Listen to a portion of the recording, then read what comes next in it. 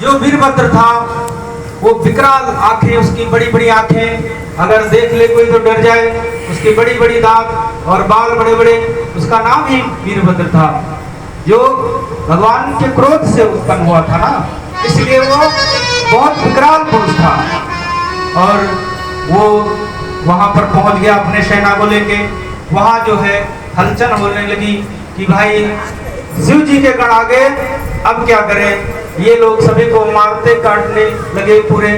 और वहां जो यज्ञ करवा रहे थे, एक ऋषि थे भृगु, वो यज्ञ के आचार थे। भृगु को जो है वीरभद्र ने पकड़ा और उनका दाढ़ी वाड़ी सब उखाड़ के फेंक दिया।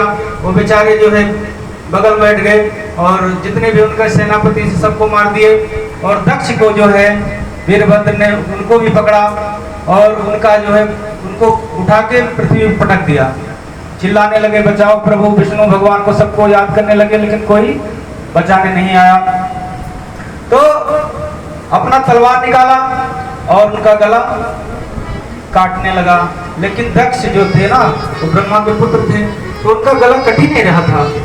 कितना भी तलवार चलाए तो गला नहीं कट रहा था। तो पहले कहते थे कि कुछ ऐसा विधान था जो बलि दिया जाता था। पहले कुछ जमाने में ये होते थे तो वहाँ बलि भी चढ़ाया जाता था। तब उसको याद आ गया उस विधान को कि पहले इनका सांस को रोक लो और ये जब मर जाएंगे तब इनका गला कट जाएगा। तब दक्ष प्रजापति का जो उनका सांस उसने दबा दिया और वो मर गए, फिर उनका गला काट दिया। इतने में जो है सभी लोग बिल्कुल वहां से भागने लगे। देवता जो है अपना अपना कमंडल उठा के और बोरिया बिस्तर कहते ना, कोई बचाने वाला नहीं, सब अपने अपने लोग को भाग गए। शंकर भगवान भी वहां पहुंच गए और शंकर भगवान जो है सती को लेके और वहां से उड़ गए। और इनको जो है जो दक्ष प्रजापति थे, इनको आशीर्वाद सभी लोगों ने कहा कि महाराज ये जो है दक्ष हैं, इनको जो है दोबारा जीवन दान दे दो। तब उनको जो है उन्होंने एक बकरे का जो सर था वो लगा दिया। अब ये किसी लायक नहीं रह गए। पहले अगर यही कहते ना, अगर अभिमान नहीं करना चाहिए कभी भी, नहीं तो जब आप उससे भी कम हो जाओगे तो क्या करोगे। अगर वो पहले ही चेत लेते कि भाई शिव जी का हम पूजा कर लें, तो उनका सर क्यों कटता और बकरे का मुंडी क्यों आता। तो ये हम लोगों के लिए भी है कि कभी भी अगर हमें कोई सत्ता मिल जाए ना, तो उसमें अभिमान नहीं करना चाहिए। सत्ता तो थोड़े दिन की होती है, अगर वो चली गई तो फिर आप रोड पे आ जाओगे, तब वो बेचारा आपको क्या करेगा। तो इसलिए कभी भी अभिमान नहीं करना चाहिए। और अभिमान जो करता है वो दक्ष प्रजापति की तरह उसका हाल होता है। तो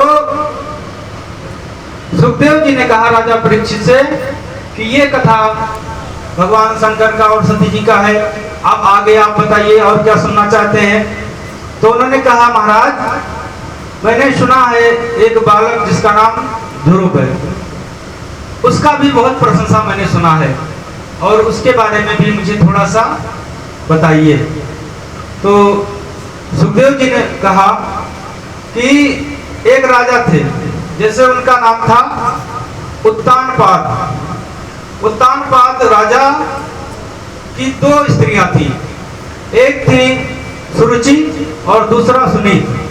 तो जो सुनीत रानी थी उससे ध्रुव पैदा हुए, और जो सुरुचि थी उससे उत्तम पैदा हुए।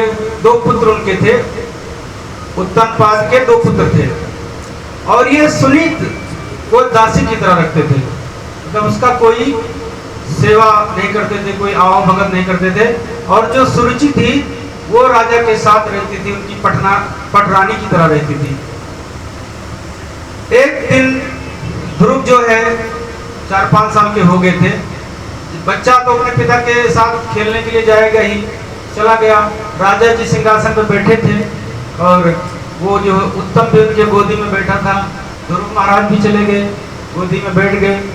तो सुरुचि जो है उनका हाथ पकड़ के और बगल कर दिया, बोला इस पे केवल हमारे बेटे का अधिकार है और तुम इस गद्दी की तरफ देखना भी नहीं, और राजा तो दूर, तुम यहाँ से चले जाइए।